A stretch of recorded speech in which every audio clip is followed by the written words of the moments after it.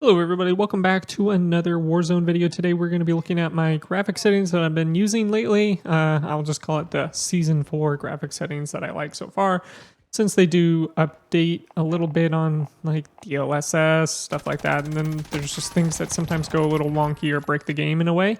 So I just wanted to run over a quick settings on what I use at 1440p.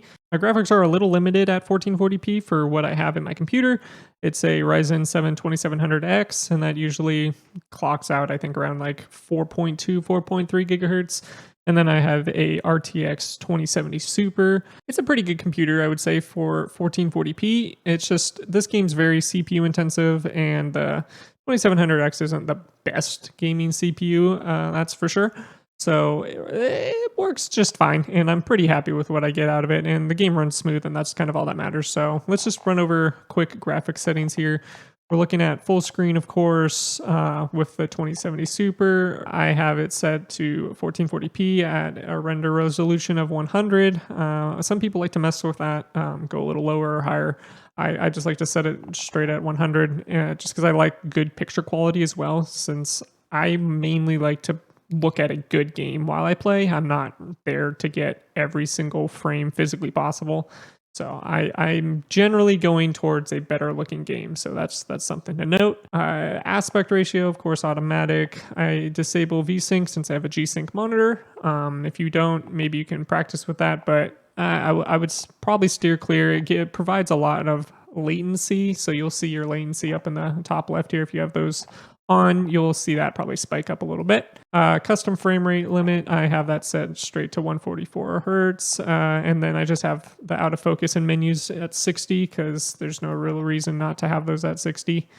I have my highlights turned off. Reflex, low latency, I have that enabled plus boost. This actually works really well, and I'm very happy with it. It just enables low latency mode. Additionally, GPU clock frequencies are kept high in CPU bound cases, which is most of the time because my CPU isn't in the best situation to pump out tons of frames in this game. So I like to keep it on, and I usually get a good latency around 30 to 40 milliseconds, sometimes a little lower depending. So I'm actually pretty pleased with how they've implemented that. Display gamma, just sRGB. Stream quality. So this is a lot of what people think is actually has to do with streaming the game. It's like, no, it's just how the quality of the world gets streamed to you. Low is really bad. It doesn't look that great at all, and it doesn't help you at all unless you, like it says, has 4 gigabytes of memory or less. So I just stick to normal, and most people can stick to normal. It's just fine. Texture resolution and filter, anisotropic filtering. There we go. Yeah, I just have those set to normal. It doesn't really need to go to high, and you'll save a little bit of frames here and there.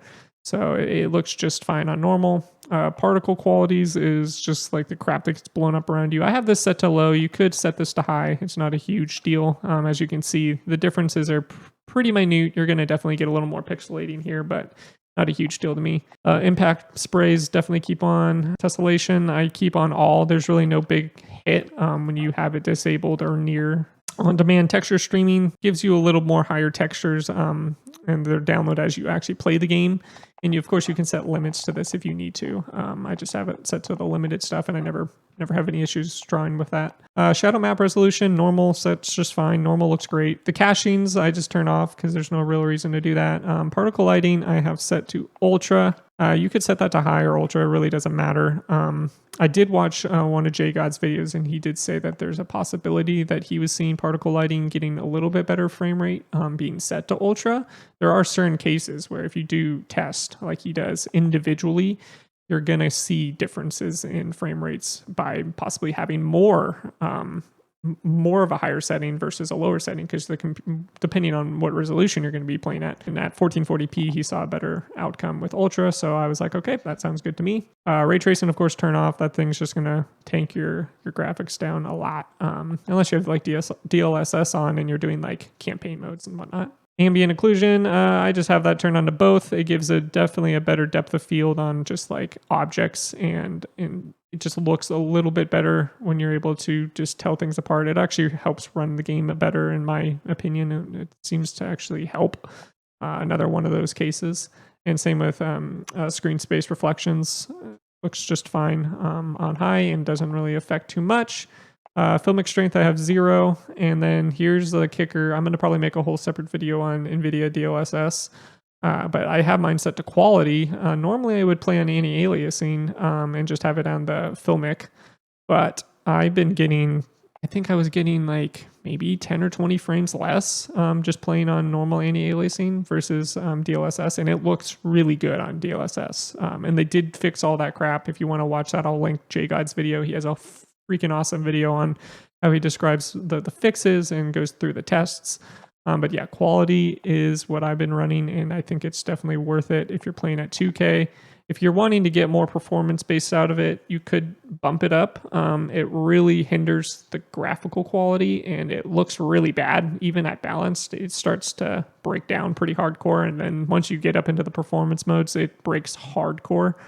That's kind of why I wanted to make a separate video to just show those different things while you're actually in Warzone. JGod did a good job on that, but it wasn't the best scenario, I would say. It was really close quarters when he was showing those differences. So when you get out into the open world, you can really see the differences of it breaking down. All right, depth of field and world motion blur and weapon motion blur all turned off because you want to see the depth of field behind your when you're aiming down your gun. You want to see things onto the side, and it helps you just locate people better. And of course, motion blurs is just horrible. Film grain I have set to 0 or just 0.01. There was a bug going around a while ago that if you had it set to 0, it would actually break a lot of the frames. And then people started setting it up on a lower end, I would say, or to 0.01. I think even JGod mentioned that in his video as well. And that started helping things out a little bit. So I just have that still set there and it runs just fine. And then of course, no dynamic resolutions. All right, so hopefully those settings helped you out today.